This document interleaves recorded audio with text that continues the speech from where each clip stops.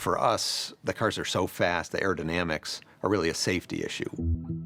It's not like you can just pen any design and then just apply it over the rest of the body.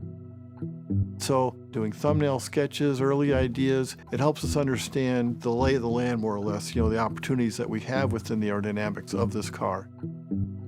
When you look at the new mid-engine Stingray, you can see the effect of aircraft design. Lean, purposeful surface development, and in particular, the aerodynamic aspects. In terms of the three elements that play a part in that, drag, of course, that's the efficiency of air going over the surface, cooling, and then downforce, keeping the vehicle stable. Those fundamentals were real important at the beginning. And once you nail those down, then it kind of gets into more of the sculpture of the car.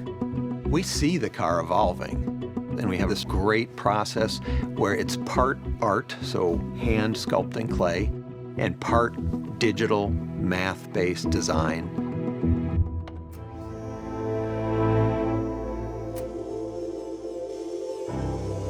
So we sculpt the car, then we scan it, and then we'll use numerically controlled machines to recut that surface back on the clay. You go back to the sculptors, and they go start finessing the car, change the surfaces, make them blend together the way you want. We started at the very front of the car, and at the very center of the front of the car is your highest wind velocity. We don't want a bunch of air under the car because that creates lift, so we have a bunch of air dams. This next car will have a hybrid rear spoiler that touches down in the middle and then flows air under it on the outboard corners. Developing the aerodynamics, there are things that we do so that we can see the cause and the effect. The Corvette has heat exchangers tucked away behind all of the openings.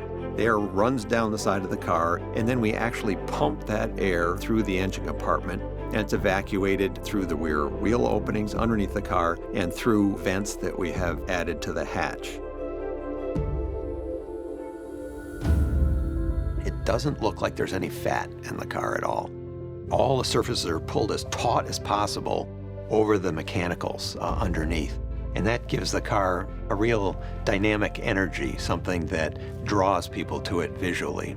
Almost everything is new about this car, and of course, for design, we want to leverage that.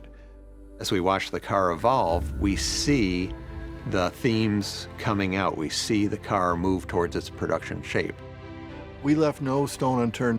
We were constantly asking ourselves, could we make something newer, better, more unique? It still had to have the feel and look and maintain the brand Corvette, but we had to do it in a new and unique way.